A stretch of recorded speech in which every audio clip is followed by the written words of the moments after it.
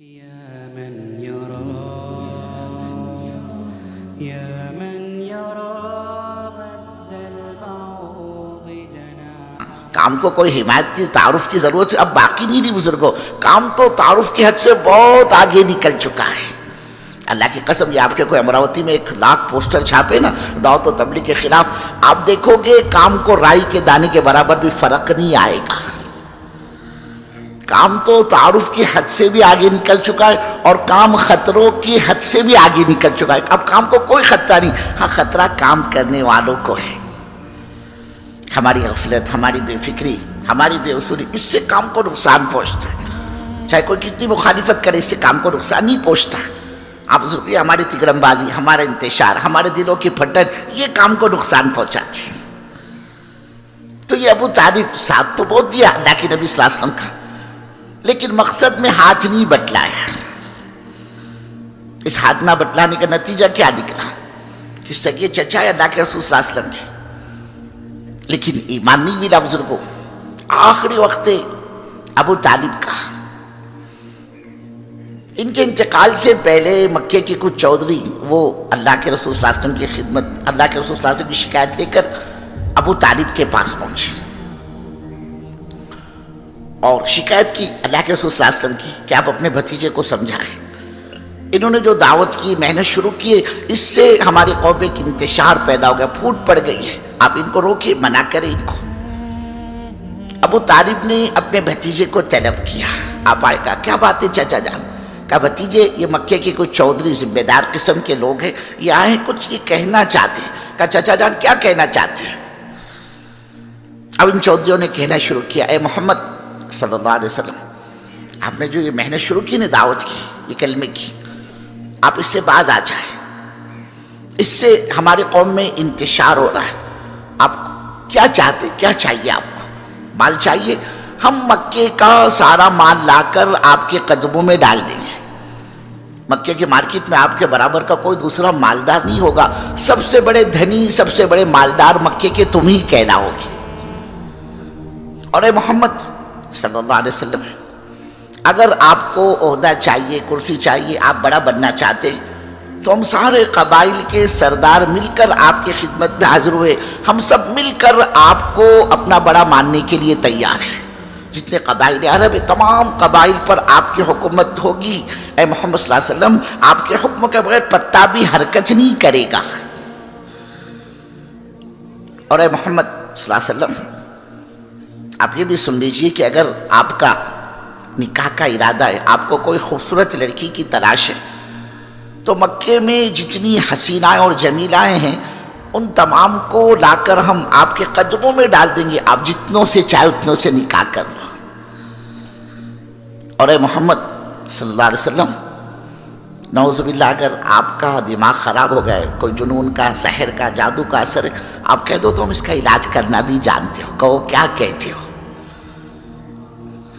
اللہ کے رسول صلی اللہ علیہ وسلم نے جواب میں فرمایا، چچا جان آپ ان مکے والوں سے کہہ دو کہ یہ لا کر میرے ایک ہاتھ میں چاند رکھ دے اور دوسرے ہاتھ میں سورج رکھ دے. جب بھی چچا جان میں اس کام سے، میں اس محنت سے باز آنے والا نہیں ہوں.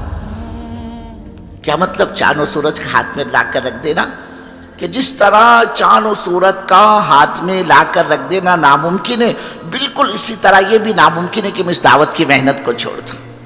انہیں جو کرنا ہے وہ کر لیں. اس پر بزرگوں ابو طالب نے کیا جواب دیا؟ کہا بھتیجے پھر میرا جواب بھی سن لو کہ تمہیں جو کرنا ہے وہ کر لو، لیکن یہ بھی سن لو کہ میں تمہارے کام میں ساتھ نہیں دوں گا. میں ہاتھ نہیں بٹاؤں گا تمہارا ساتھ دینا یعنی سارے قبائل عرب سے دشمنی مول لینا، یہ کون کرے گا؟ ہاں تمہیں جو کرنا ہے وہ کر لیں. بزرگوں اس ساتھ نہ دینے کی نحوست کیا بنی کہ اللہ کے رسول صلی اللہ علیہ وسلم کے سگے چچا ہونے کے باوجود بھی ابو طالب کو ایمان نہیں ملا، کلمہ نہیں ملا. آخری وقت بالکل ابو طالب کا بس جان نکلنی باقی ہے اور نگاہ مبارک اللہ کے رسول صلی اللہ علیہ وسلم کی ابو طالب کے چہرے پر پڑی. آپ کا نگاہ پڑنا تھا، آپ سمجھ گئے ارے میرا چچا یہ تو مر رہا ہے، اس کی تو جان نکل رہی ہے. اللہ کے رسول صلی اللہ علیہ وسلم نے اپنے مرتے ہوئے چچا سے فرمایا، جن کی جان نکل رہی تھی، کہا چچا جان، چچا جان. کیا؟ کہا صرف ایک مرتبہ. میں جس کلمے کو لے کر آیا ہوں، میں جس کلمے کی دعوت دیتا ہوں، آپ بھی اس کلمے کو چپکے سے خاموشی سے میرے کان میں پڑھ کر سنا دو، باقی آگے کا جو بھی ہوگا وہ سب میں سنبھال لوں گا، آپ اتنا تو کرو کہ میں جس کلمے کی دعوت دیتا ہوں آپ اس کلمے کو ایک مرتبہ، کسی کو پتہ بھی نہیں چلے گا، میرے کان میں پڑھ کے سنا دو۔ کیا کہا بزرگ ابو طالب نے؟ کہا بچی جی میرا بھی جی چاہتا ہے کہ میں اس کلمے کو پڑھوں اور تمہاری آنکھوں کو ٹھنڈک پہنچاؤ، تمہارے دل کو ٹھنڈک پہنچے، لیکن بھتیجے بات اصل میں یہ ہے، یہ جو میرے خاندان کی عورتیں، مکہ کی عورتیں، قریش کی عورتیں، یہ میرے کو بزدل کہے گی، تانا دے گی کہ ابو طالب کیسا بزدل آدمی نکلا، موت کے ڈر سے باپ دادا کا جو پرانا دین تھا اس کو چھوڑ دیا اور بھتیجے کا نیا دین قبول کر لیا، لوگ میرے کو بزدل کہیں گے۔ اس لیے مرتے ہوئے ابو طالب نے کہا اے محمد صلی اللہ علیہ وسلم آپ صاف سن لیجئے، آپ کے دین سے میرا کوئی تعلق نہیں، میں تو یہ اپنے باپ دادا کے دین پر بڑھتا ہوں، یہ کہا اور ابو طالب کی جان نکلی ہے۔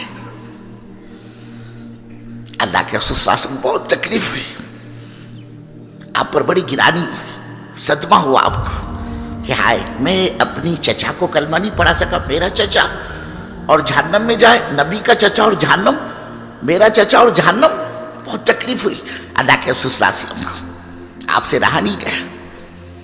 آپ نے وہی چچا کے جنازے پر، چچا کی لاش پر کھڑے کھڑے فرمایا چچا جان کل قیامت کے میدان میں اللہ کے یہاں آپ کی سفارش کروں گا، میں مانگوں گا اللہ کے یہاں پر آپ کو۔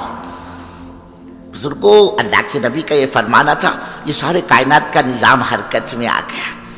اللہ نے جبرائیل کو بھیجا، کہا جاؤ جبرائیل جا کر کہہ دو ہمارے نبی صلی اللہ علیہ وسلم سے قرآن پاک کی آیت اتری کہ اللہ فرما رہا ہے اے محمد صلی اللہ علیہ وسلم آپ سن لیجئے کہ کسی نبی کو، ایمان والے کو اس بات کی گنجائش نہیں، اس بات کی اجازت نہیں کہ وہ ہم سے بے ایمان کی سفارش کرے، چاہے نبی کا باپ کیوں نہ ہو، چاہے نبی کا چچا کیوں نہ ہو۔ بزرگوں آپ اندازہ لگائیے اللہ تعالیٰ نے کیسا قیمتی سرمایہ ہم کو اور آپ کو عطا فرمایا ہے۔ ہم یہ چاہتے ہیں ہمارا یہ عملہ اس مایا کی قدر کر لے، اس لیے کہ اللہ کا ضابطہ ہے اللہ دین قدردانوں کو دیتا ہے، اور قدردانی کیا ہے؟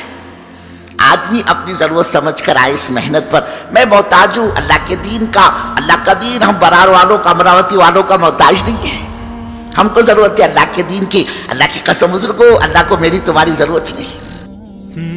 ہائی کوالٹی پریمیم واچز اب ملیں گی سستے داموں میں، اسٹائل بھی اور کوالٹی بھی، وہ بھی بنا کسی ڈیلیوری چارج کے، all over India free shipping. Order کرے آج ہی اپنی من پسند واچ IH کلیکشن سے۔